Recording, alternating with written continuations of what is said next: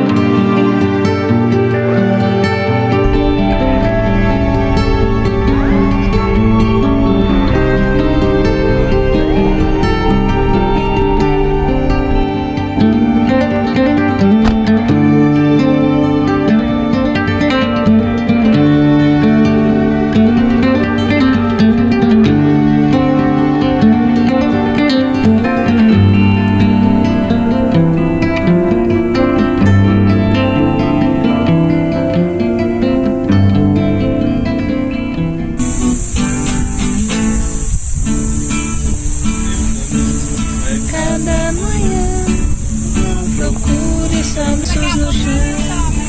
Você não entende nada. Se não me vê, não entende. Não procure saber onde estou. Se o meu jeito te surpreende. Minha Viver assim é o seu ladinão. Por isso eu colo meu ouvido no radinho de pilha.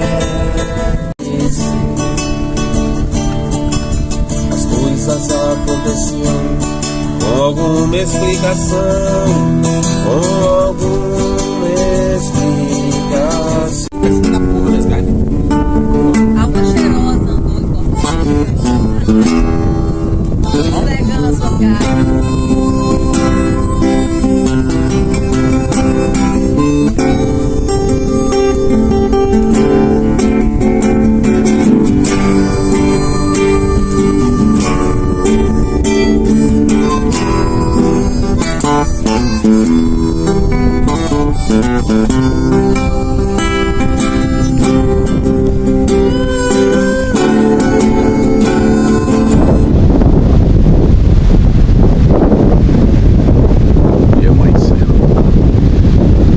De Cumuruxatiba, na Bahia.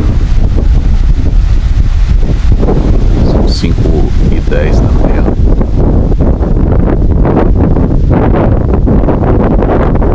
Estamos acampados.